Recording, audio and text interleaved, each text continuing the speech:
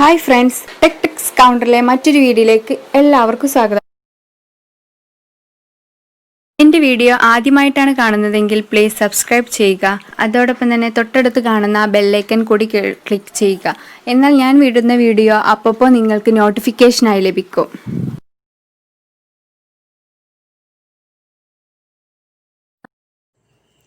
Hi friends, ഇന്ന് ഞാൻ ചെയ്യാൻ പോകുന്ന വീഡിയോ ഒരു അൺബോക്സിങ് വീഡിയോ ആണ്.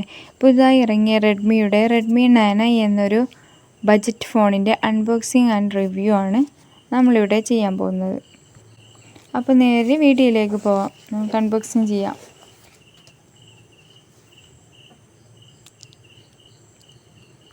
ഇത് ഞാൻ ഫ്ലിപ്കാർട്ട് വഴിയാണ് വാങ്ങിച്ചത്. നന്നായി സേഫ്റ്റി ആക്കി കവർ ചെയ്തിട്ടുണ്ട്. അപ്പോൾ നമുക്കിതെങ്ങനെയൊന്ന് പൊളിച്ചു നോക്കാം.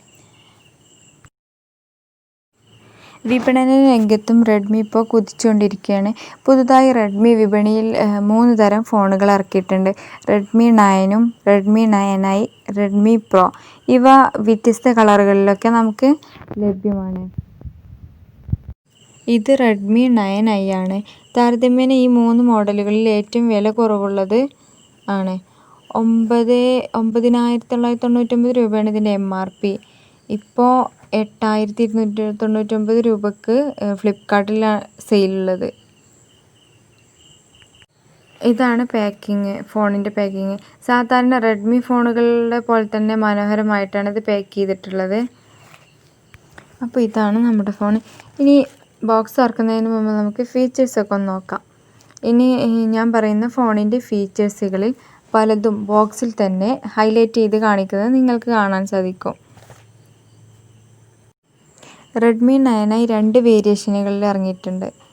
ഒന്ന് 4GB റാമും അതുപോലെ തന്നെ 64GB സ്റ്റോറേജ് കപ്പാസിറ്റി ഉള്ളതും. അതുപോലെ തന്നെ രണ്ടാമത്തത് 4GB റാമും അതുപോലെ 128GB സ്റ്റോറേജ് കപ്പാസിറ്റി ഉള്ളതും. എൻ്റെ കയ്യിലുള്ള ഈ ഫോണ് 4GB റാമും 64GB സ്റ്റോറേജ് ഉള്ളതുമാണ്.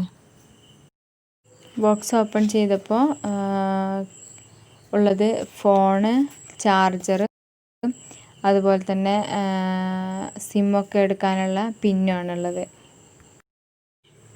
ഡിസ്പ്ലേയുടെ കാര്യം പറയുകയാണെങ്കിൽ 6.53 ഇഞ്ച് HD ഡിസ്പ്ലേ ആണ്. അത്യാവശ്യം വലിയൊരു ഡിസ്പ്ലേ ആണ്. ഇപ്പോൾ ക്ലാസ്സൊക്കെ കേൾക്കാനോ അല്ലെങ്കിൽ വീഡിയോ ഒക്കെ കാണാനോ ഗെയിമൊക്കെ കളിക്കാനോ ഇപ്പോൾ അത്യാവശ്യം ഇപ്പോൾ നമുക്കൊക്കെ വലിയൊരു ഡിസ്പ്ലേ ആവശ്യമായാണല്ലോ. ഇതാണ് സിം ഇടാനുള്ള സ്ലോട്ട്. ഇതിൽ 2 4G നാനോ സിം ഇടാം. അതുപോലെ തന്നെ ഒരു മെമ്മറി യൂസ് ചെയ്യാൻ പറ്റും. അപ്പം നമുക്ക് നമ്മുടെ ഫോണൊന്ന് സ്വിച്ച് ഓൺ ചെയ്യാം. നിങ്ങൾക്കെല്ലാം അറിയുന്ന പോലെ തന്നെ തുടക്കത്തിൽ ഇനീഷ്യൽ സെറ്റിങ്സ് ചെയ്യാം. ഗൂഗിൾ അക്കൗണ്ട് ആഡ് ചെയ്യാം. എല്ലാം കഴിഞ്ഞാൽ ഫോൺ സ്ക്രീനിൽ സെറ്റപ്പ് കംപ്ലീറ്റ് എന്ന് സ്ക്രീനിൽ തെളിഞ്ഞു വരും. ഇതിൻ്റെ ബാറ്ററി 5000 mAh ആണ്. ഇത് ഒരു തവണയൊക്കെ ചാർജ് ചെയ്താൽ തന്നെ സാധാരണ ലെവലിൽ 2 ദിവസം വരെയൊക്കെ നമുക്ക് ഉപയോഗിക്കാൻ സാധിക്കും. അതുപോലെ തന്നെ ആൻഡ്രോയിഡിൻ്റെ ഏറ്റവും പുതിയ വെർഷനാണ് ആൻഡ്രോയിഡ് 10 ഓപ്പറേറ്റിംഗ് സിസ്റ്റം. അതാണ് ഇതിൽ ഉപയോഗിച്ചിട്ടുള്ളത്.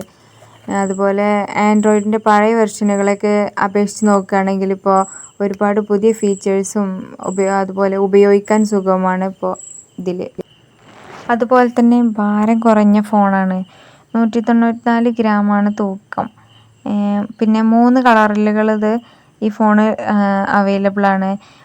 മിഡ് നൈറ്റ് ബ്ലാക്ക്, അതുപോലെ തന്നെ സീ ബ്ലൂ, നേച്ചർ ഗ്രീൻ. ഈ 3 കളറിലാണ് ഫോണ് ലഭ്യമുള്ളത്.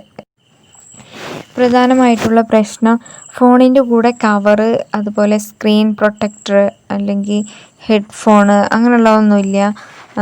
ഫിംഗർ പ്രിൻറ്റ് സെൻസർ ഇല്ല. പഴയ മോഡലുകളത്തെ പോലെ ലോക്ക് ചെയ്യാൻ പാസ്വേഡോ അല്ലെങ്കിൽ പാറ്റേണോ അങ്ങനെയൊക്കെ ഉപയോഗിക്കേണ്ടി വരും നമുക്ക്. അതുപോലെ ബാക്ക് സൈഡ് മെറ്റീരിയൽ പ്ലാസ്റ്റിക് ആണ്.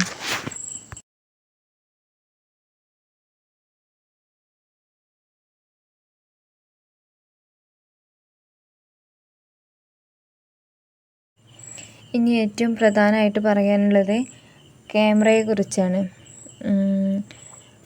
ബാക്ക് ക്യാമറ 13 മെഗാ പിക്സലും അതുപോലെ ഫ്രണ്ട് ക്യാമറ 5 മെഗാ പിക്സലുമാണ്. അപ്പോൾ ബാക്ക് ക്യാമറ യൂസ് ചെയ്ത് ഞാൻ എടുത്തൊരു ഫോട്ടോ ആണിത്. അത്യാവശ്യം നല്ല ക്ലാരിറ്റി ഒക്കെ ഉണ്ട് ഇതിന്.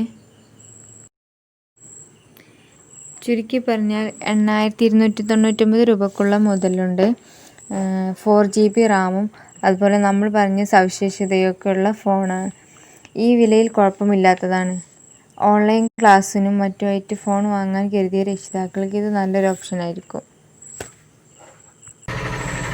ഫോണിപ്പോൾ ഫ്ലിപ്കാർട്ടിൽ സെയിൽ നടക്കുന്നുണ്ട്. ബാങ്ക് കാർഡിൻ്റെ 10% അഡീഷണൽ ഓഫറുമുണ്ട്. അപ്പോൾ കൂടുതൽ അൺബോക്സിംഗ് വീഡിയോകളും റിവ്യൂകളുമായി വരുന്നതുവരെ എല്ലാവർക്കും ബായ്. എല്ലാവരും ഷെയർ ചെയ്യാനും സബ്സ്ക്രൈബ് ചെയ്യാനും ലൈക്ക് ചെയ്യാനും മറക്കരുതേ.